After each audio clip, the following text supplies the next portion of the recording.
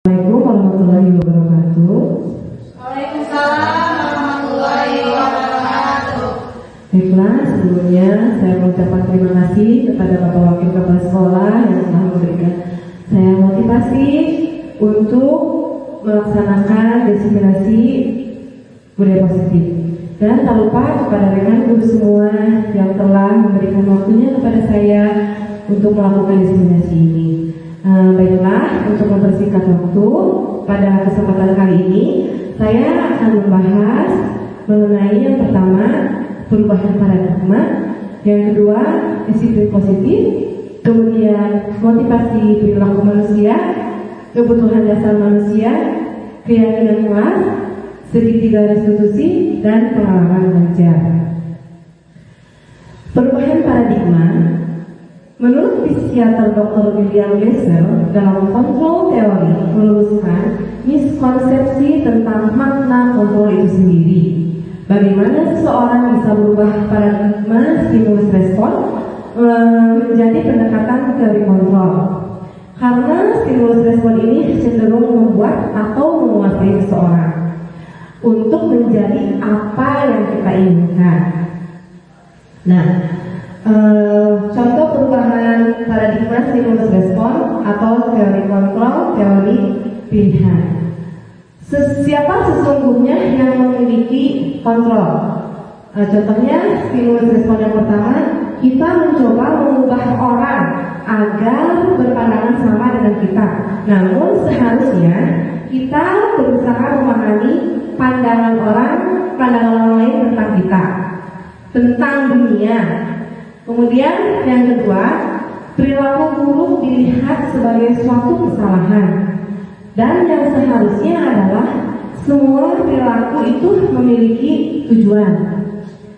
Kemudian orang lain bisa mengontrol saya. Dan yang seharusnya itu adalah hanya Anda yang bisa mengontrol diri Anda. Terus pemaksaan ada pada saat hubungan gagal. Dan itu tidak boleh ya. Seharusnya kolaborasi dan konsensus menciptakan pilihan-pilihan yang baru. Yang terakhir, model berpikir menang atau kalah. Dan yang seharusnya adalah kita harus mempunyai model berpikir menang, tidak ada menang dan kalah. Kita lanjutkan ya. Yang selanjutnya, landasan budaya positif. Filosofi pendidikan Ki Hajar Dewantara yaitu pendidikan yang berpihak pada murid.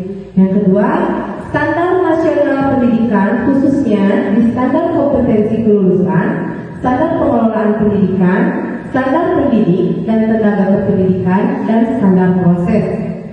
Standar pendidikan nasional adalah dalam rangka menciptakan lingkungan yang positif, maka setiap warga sekolah dan pemangku kepentingan perlu saling mendukung, menghayati, dan menerapkan nilai-nilai kebijakan yang telah disepakati bersama.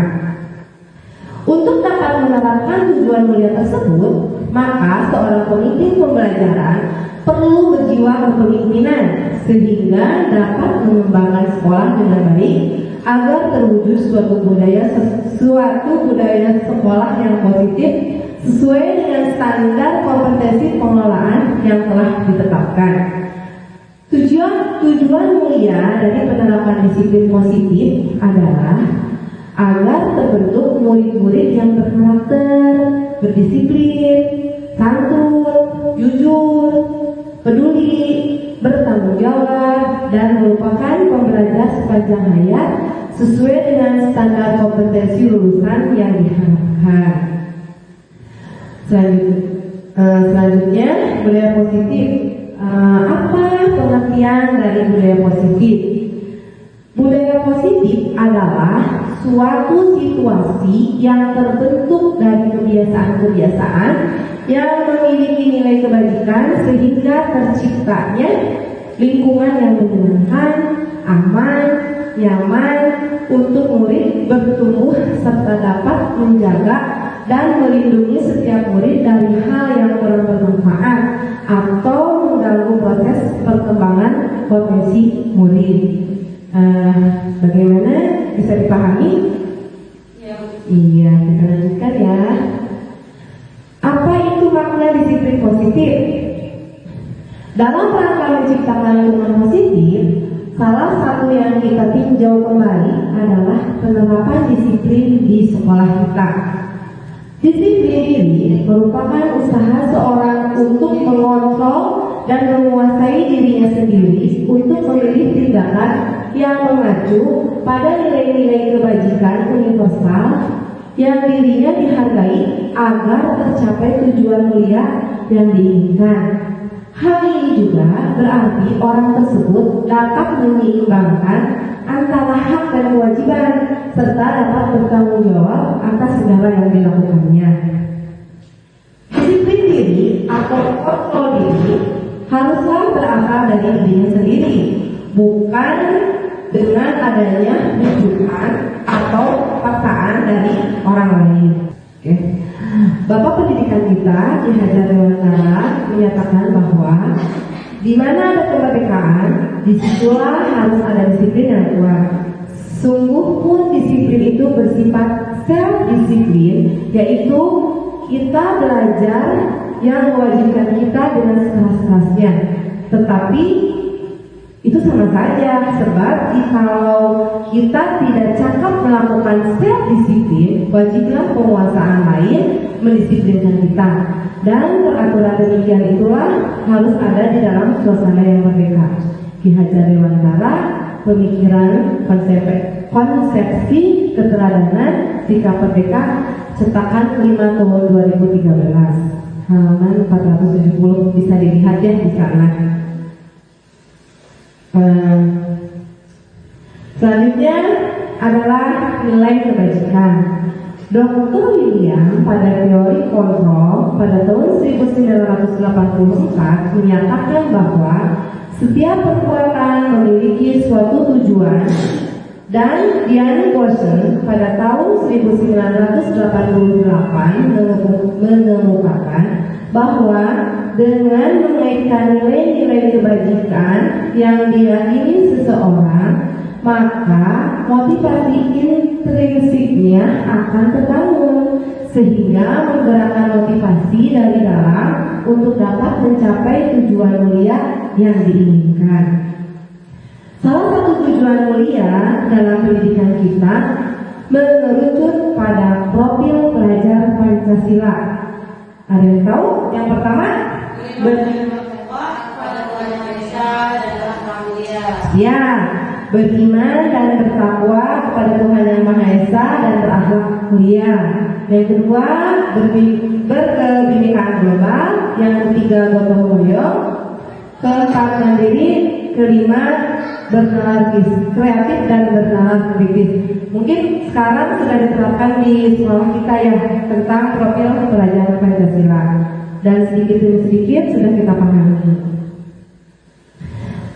Selanjutnya, Dr. William Glasser berkata bahwa setiap perbuatan memiliki suatu tujuan. Selanjutnya, Diane Goshen mengungkapkan ada 3 motivasi perilaku manusia. Yang pertama, untuk menghindari ketidaknyamanan atau hukuman disebut ekstrinsik. Yang kedua, untuk mendapatkan imbalan atau penghargaan orang lain yang disebut ekstrinsik. Yang ketiga, untuk menjadi orang yang mereka inginkan dan menghargai diri sendiri dengan nilai-nilai yang mereka percayai disebut intrinsik. Pada penerapan disiplin positif, guru diharapkan mengkonstruksi motivasi intrinsik mereka, bukan ekstrinsik. Jadi guru itu harus memotivasi intrinsik ya, bukan ekstrinsik. Selanjutnya, maaf ininya aculok-aculokan ya. Nah, hukuman, konsekuensi, dan restitusi. Apa itu hukuman, konsekuensi, dan restitusi? Untuk itu kita perlu meninjau ulang tindakan penegakan peraturan atau keyakinan kelas atau sekolah kita selama ini. Tindakan terhadap suatu pelanggaran pada umumnya berbentuk hukuman atau konsekuensi. dalam budaya positif diperkenalkan program disiplin positif yang dinamakan restitusi, segitiga restitusi sehat, gitu ya. Nah, selanjutnya hukuman. Apa itu perbedaan hukuman, konsekuensi, dan restitusi? Hukuman adalah sesuatu yang harus terjadi bila ada pelanggaran. Jadi kalau ada pelanggaran wajib dihukum lah, begitu ya. Kalau hukuman. Yang kedua, konsekuensi. Konsekuensi disiplin yang baik membantu seseorang anak untuk belajar bahwa ada konsekuensi atas tindakannya mereka. Idealnya konsekuensi harus segera mengikuti tindakan yang harus relevan dengan perilaku. Yang ketiga, yaitu restitusi yang seharusnya kita jalankan di sekolah.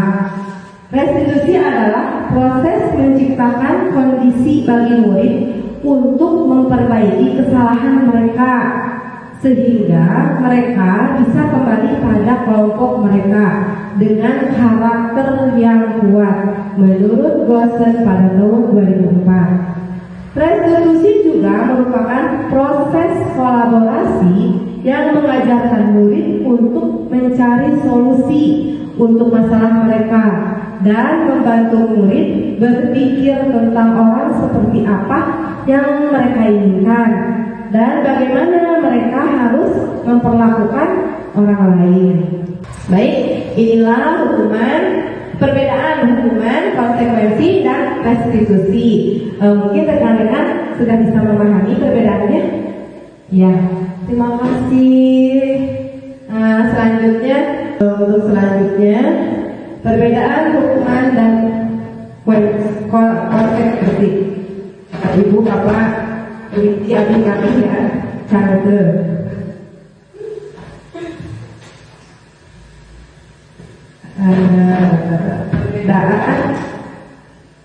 Perbedaan hukuman dan konsekuensi. Hukuman adalah sesuatu yang menyakitkan harus terjadi. Konsekuensi sesuatu yang harus terjadi. Terus yang kedua, hukuman membuat anak sakit fisik maupun hati untuk jangka waktu lama. Sedangkan konsekuensi membuat anak merasa tidak nyaman dalam jangka waktu pendek. Perbedaan yang ketiga, anak akan membenci kedisiplinan kalau hukuman. Kalau konsekuensi, anak akan menghargai disiplin. Hukuman merupakan paksaan, tapi kalau konsekuensi merupakan stimulus atau tanggapan. Yang berikutnya, hukuman mendorong anak menyakiti dirinya sendiri, sedangkan konsekuensi mendorong anak agar mudah menyesuaikan diri. Terus, hukuman konsep diri yang buruk, tetapi kalau konsekuensi konsep diri yang baik. Itu mungkin perbedaannya. Selanjutnya, hukuman anak dapat belajar untuk menyembunyikan kesalahan. Jadi kalau mempunyai kesalahan disembunyikan, tidak dihukum. Nah, kalau konsekuensi, anak belajar untuk mematuhi peraturan. Terus yang terakhir, hukuman, anak akan merasa marah, ada mempunyai rasa bersalah, dipermalukan, merasa tidak dihargai. Kalau konsekuensi, anak itu kehilangan hak, terus dibuat tidak nyaman, diasingkan untuk sementara atau time out ya. Inilah perbedaan hukuman dan konsekuensi. Nah, dan ini perbedaan identitas gagal dan identitas sukses. Masih semangat? Oke, terima kasih. Identitas gagal adalah contohnya hukuman. Kalau identitas sukses contohnya disiplin, di mana disiplin itu ada konsekuensi dan ada restitusi. Hukuman ada contoh perbedaannya ya, sesuatu yang menyakitkan harus terjadi. Konsekuensi sesuatu yang harus terjadi. Ini tadi sudah kita bahas ya, perbedaan antara hukuman dan konsekuensi. Masih dipahami kan? Nah, sekarang perbedaannya hukuman, konsekuensi, dan restitusi. Dan restitusi adalah perbedaannya. Yang pertama, restitusi merupakan suatu pilihan. Kan tadi mah hukuman sesuatu yang menyakitkan, tapi di restitusi mah merupakan pilihan. Tidak ada anak itu kamu bersalah gitu ya. Terus yang kedua, di hukuman itu anak dibuat tidak nyaman. Sama konsekuensi juga anak dibuat tidak nyaman. Kalau yang hukuman dalam jangka panjang, kalau konsekuensi dalam jangka pendek. Tetapi di restitusi kita dapat menguatkan untuk murid atau anak dalam jangka waktu yang panjang, dikuatkan sama kita. Jadi tidak ada anak itu dibuat merasa bersalah. Terus yang ketiga, dalam hukuman anak dapat menjadi korban, tidak dan mendapat keadilan. Terus konsekuensi anak bisa jadi korban, bisa diabaikan. Sementara di restitusi anak itu korban, tetapi mendapatkan ganti karena tidak dihukum, hanya diingatkan. Kemudian di sini murid atau anak akan tersakiti, di konsekuensi murid atau anak dibuat tidak nyaman. Sedangkan di restitusi murid atau anak mendapatkan penguatan. Berikutnya di hukuman anak mendapatkan perilaku pasif agresif meningkat. Di konsekuensi penguatan hanya bertahan dalam jangka waktu pendek. Di restitusi masalahnya dapat terpecahkan. Terus di hukuman sistem tidak akan berjalan bila murid tidak takut. Di konsekuensi memerlukan monitoring dan supervisi terus-menerus dari guru. Sedangkan di restitusi, murid belajar bertanggung jawab untuk perilakunya. Berikutnya, hukuman berlaku hanya pada sebuah institusi, tidak berlanjut pada kehidupan nyata. Kalau di sekolah ya di sekolah. Terus kalau konsekuensi membuat penerapan mengikuti peraturan dalam masyarakat. Dan di restitusi fokus pada pemecahan masalah dalam jangka waktu panjang. Berikutnya, hukuman merupakan peraturannya adalah kamu harus begini, kamu harus begitu. Kalau di konsekuensi, apa peraturannya? Mampukah kamu melakukannya? Terus terima kasih kalau sudah dapat melakukan itu. Sedangkan di restitusi, apakah kamu yakin? Apa yang kamu yakini? Apa yang kamu bisa lakukan untuk memperbaiki kesalahan? Jadi dibalikkan lagi kepada anak. Setelah membuat kesalahan, apa yang akan kamu yakini? Itu kan dari anak. Terus yang terakhir, murid atau anak dapat membenci peraturan atau hukuman. Kalau di konsekuensi, murid atau anak menghormati peraturan. Sedangkan di restitusi, murid atau anak menghormati dirinya dan orang lain. Hukuman merupakan perihal negatif, konsekuensi termasuk netral ya. Kalau restitusi, kegiatan yang positif. Berikutnya, berdasarkan ragam tadi, maka kita bisa menyimpulkan bahwa hukuman bersifat tidak terencana atau tiba-tiba. Anak atau murid tidak tahu apa yang akan terjadi dan tidak dilibatkan. Hukuman bersifat satu arah dari pihak guru yang memberikan, dan murid hanya menerima suatu hukuman tanpa melalui suatu kesepakatan. Mari berrefleksi ya sekarang. Ini contoh tindakan gurunya, kita sama-sama saja ya Pak Bu. Mencatat 100 kali di dalam buku kalimat saya tidak akan terlambat lagi karena terlambat sekolah, karena si muridnya terlambat sekolah. Merupakan hukuman atau konsekuensi? Ya, hukuman ya. Terus yang kedua, lari mengelilingi lapangan basket 2 kali karena terlambat hadir di sekolah. Itu merupakan apa? Hukuman juga ya? Iya, betul. Terus berikutnya, murid diminta untuk push up 15 kali karena tidak menggunakan masker ke sekolah. Konsekuensi atau hukuman? Coba, hukuman? Gimana Bu Elsa? Konsekuensi atau hukuman? Oke, mengikuti saja.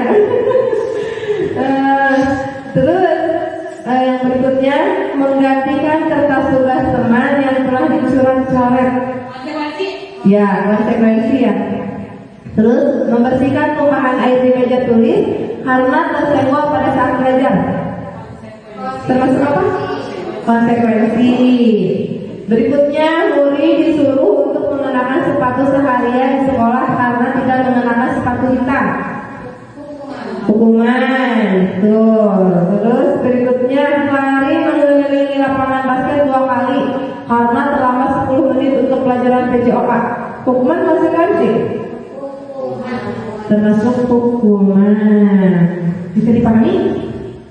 Oke, lanjut ya. Oh masih ya. Nih, betul kan tadi jawabannya? Termasuk hukuman, konsekuensi. Yang lari mengelilingi lapangan basket ternyata itu konsekuensi karena pada untuk pelajaran PJOK. Kalau yang ini betul termasuk hukuman. Sekarang sudah dipahami? Oke, lanjut lagi ya, Bu, Pak. Sekarang kita akan lanjut ke keyakinan kelas. Tadi juga di awal kita membahas tentang keyakinan kelas. Keyakinan sekarang kita akan berdiskusi. Nah, sekarang bagaimana cara membuat keyakinan kelas? Terus, mengapa keyakinan kelas? Mengapa tidak peraturan kelas saja? Nilai-nilai keselamatan atau kesehatan inilah yang kita sebut sebagai suatu keyakinan, yaitu nilai-nilai kebajikan universal yang disepakati secara tersirat dan tersurat. Lepas dari latar belakang suku, negara, bahasa, maupun agama, keyakinan seseorang akan lebih memotivasi seseorang dari dalam. Seseorang akan lebih tergerak dan bersemangat untuk menjalankan keyakinannya daripada hanya sekedar mengikuti serangkaian peraturan tertulis tanpa makna. Murid-murid pun demikian. Mereka perlu mendengarkan dan memahami arti sesungguhnya tentang peraturan-peraturan yang diberikan. Keyakinan kelas atau sekolah.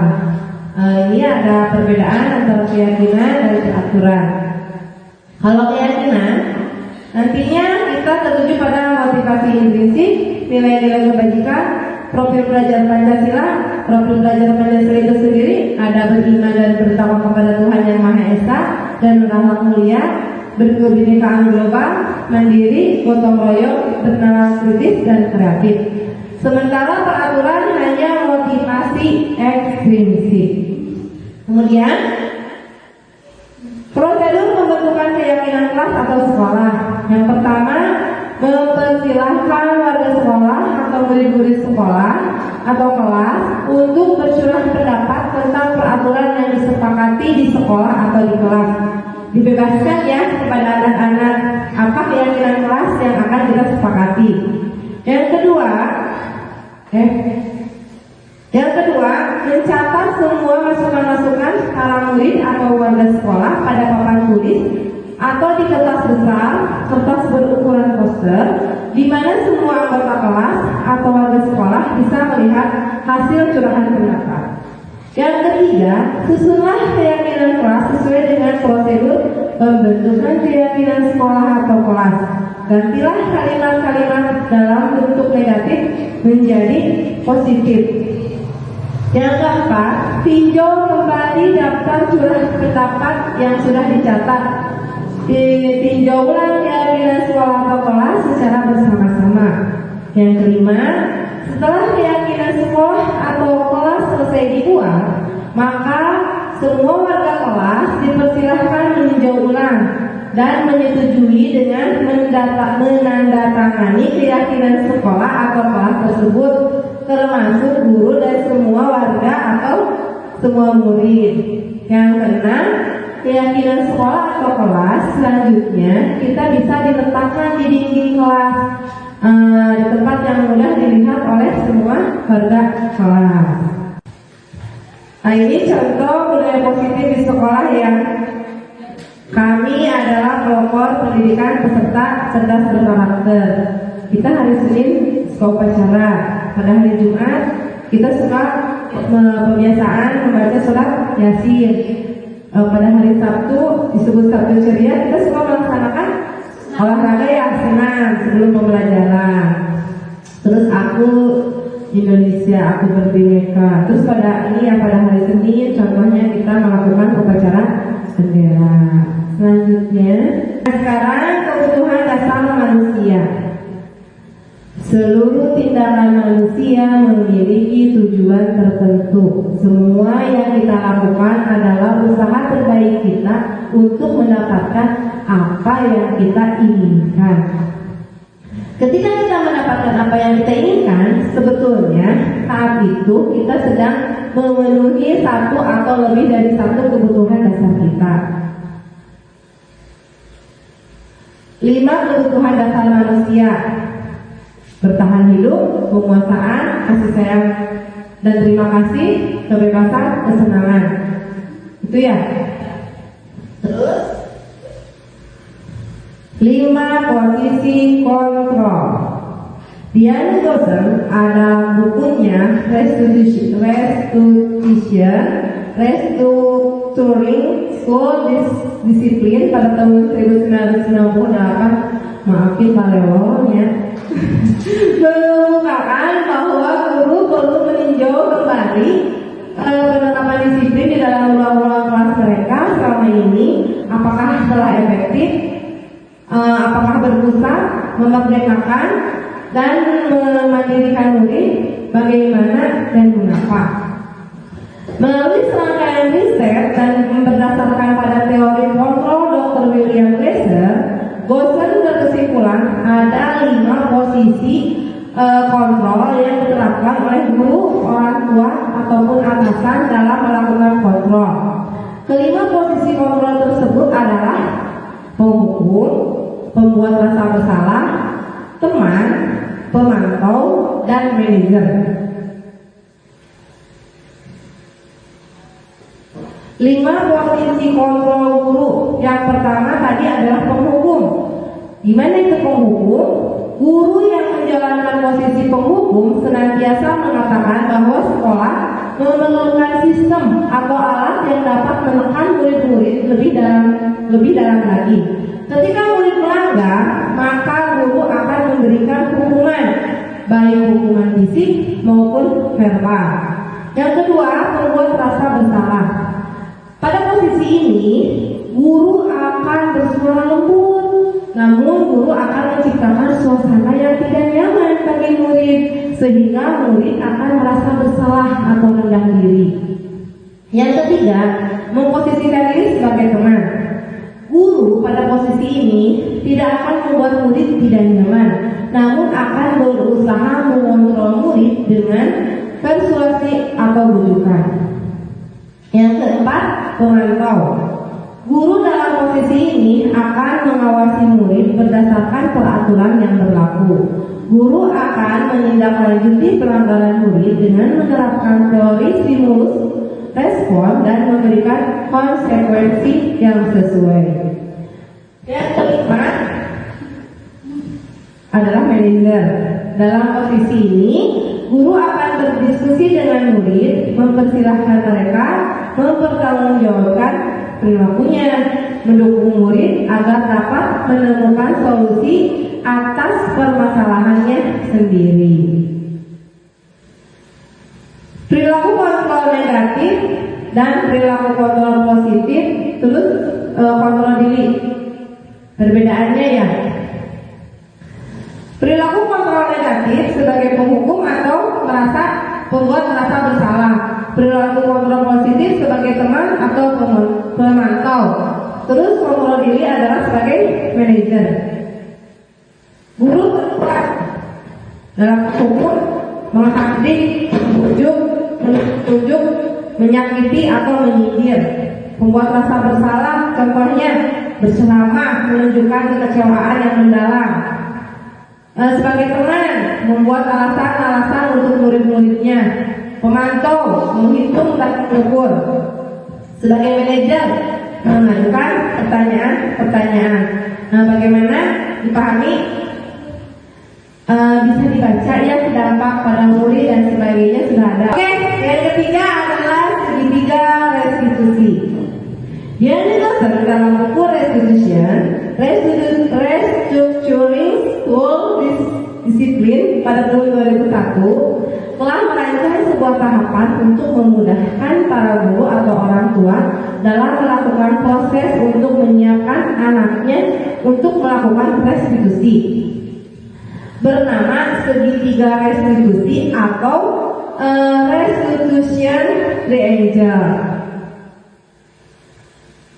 Nah, ini kan contoh segitiga restitusi. Ada tindakan, ada validasi tindakan yang salah, menyatakan keyakinan, menstabilkan identitas. Contohnya kalau kepada anak, kamu tentu punya alasan mengapa kamu melakukan kesalahan. Bertanya seperti itu jadi tidak menyalahkan. Yang kedua, adakah cara yang lebih efektif untuk mendapatkan apa yang kamu butuhkan? Nah, salah satu contoh dari segitiga restitusi. Terus, kan kita sudah membuat keyakinan kelas, ditanyakan lagi kepada anak, keyakinan kelas apa yang telah kita sepakati. Kemudian yang terakhir, kamu ingin menjadi orang yang seperti apa? Selanjutnya, menstabilkan identitas. Bagian dasar dari segitiga bertujuan untuk mengubah identitas anak dari orang yang gagal karena melakukan kesalahan menjadi orang yang sukses. Anak yang melanggar peraturan karena sedang mencari perhatian adalah anak yang sedang mengalami kegagalan. Dia mencoba untuk memenuhi kebutuhan dasarnya, namun ada benturan. Kalau tidak mengkritik dia, maka kita akan tetap membuatnya dalam posisi gagal. Kalau kita ingin menjadi reflektif, maka kita harus meyakinkan si anak dengan cara menyatakan kalimat-kalimat berikut ini. Contohnya, berbuat salah itu tidak apa-apa. Tidak ada manusia yang sempurna. Ini kan contoh pertanyaan anak ya. Terus, saya juga pernah melakukan kesalahan seperti itu. Kemudian kita bisa menyelesaikan masalah ini. Atau Bapak Ibu tidak tertarik mencari siapa yang salah, tapi Bapak Ibu mencari solusi dari permasalahan yang telah diperbuat. Terus kemudian kamu berhak merasa tidak enak kan, merasa seperti itu. Terus apakah kamu sedang menjadi teman yang baik buat dirimu sendiri? Nah, ini salah satu contoh pertanyaan pada untuk menstabilkan identitas. Terus restitusi tidak menyarankan guru mencatat ke murid bahwa melanggar aturan adalah sikap yang baik. Tapi dalam restitusi guru harus memahami alasannya dan paham bahwa setiap orang pasti akan melakukan yang terbaik di waktu tertentu. Sebuah pelanggaran aturan seringkali memenuhi kebutuhan anak akan penguasaan atau power, walaupun seringkali bertabrakan dengan kebutuhan yang lain, yaitu kebutuhan akan kasih sayang dan rasa terima atau love and belonging. Kalau kita tolak anak yang berbuat salah, dia akan tetap menjadi bagian dari masalah. Namun bila kita memahami alasannya, melakukan sesuatu, maka dia akan merasa dipahami.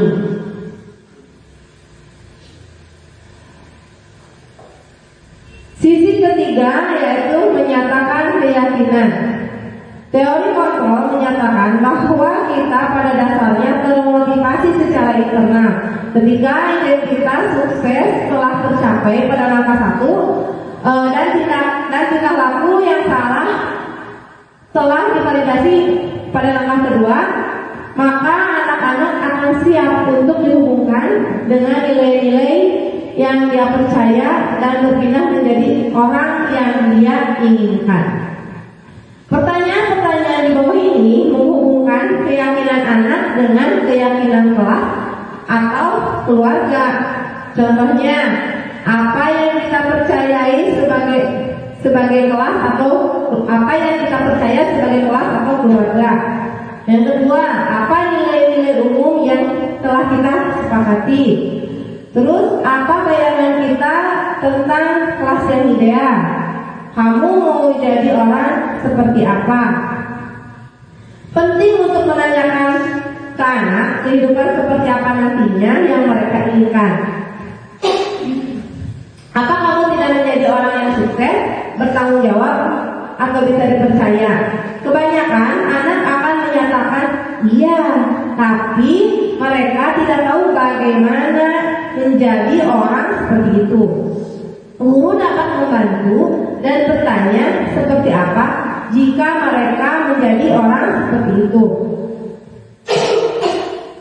Ketika anak sudah mendapatkan gambaran yang jelas tentang orang seperti apa yang mereka inginkan, guru akan membantu anak-anak tetap fokus pada gambaran tersebut. Bagaimana kami bersikap di kelas? Ini adalah contoh keyakinan kelas. Yang pertama, kami menjaga ketertiban di kelas. Yang kedua, coba apa yang kedua? Kami belajar dengan manusia dalam percaya diri. Iya, yang ketiga. Kami senantiasa menghormati guru dan mengasihi sesama. Ya, yang keempat. Kami bersaudara dan saling membantu dengan teman yang menghormati orang tua. Jadi ini kan contoh keyakinan kelas yang bersifat positif. Kenapa harus segitiga restitusi? Karena restitusi berfokus pada kebutuhan dasar murid. Mengapa restitusi? Yang pertama, restitusi bukan untuk menebus kesalahan. Yang kedua, restitusi memperbaiki hubungan. Yang ketiga, restitusi adalah tawaran bukan paksaan. Yang keempat, restitusi menuntun untuk melihat ke dalam diri.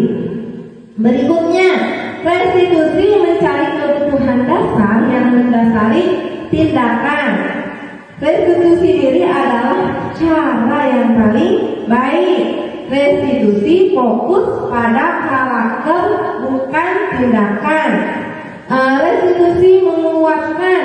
Restitusi fokus pada solusi. Dan yang terakhir, restitusi mengembalikan yang berbuat salah pada kelompoknya. Disiplin positif kesimpulannya adalah ini. Teori kontrol by Julian Glaser.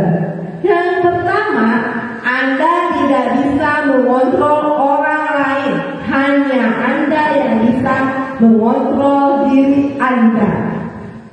Makna disiplin: belajar kontrol diri dengan menggali potensi kita agar tercapai tujuan mulia, yaitu sesuatu menjadi seseorang yang kita inginkan berdasarkan nilai-nilai yang kita hargai.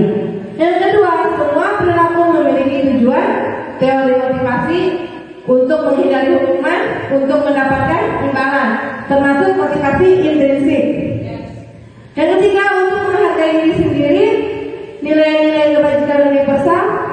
Selanjutnya, keyakinan kelas. Ini juga sama, motivasi intrinsik.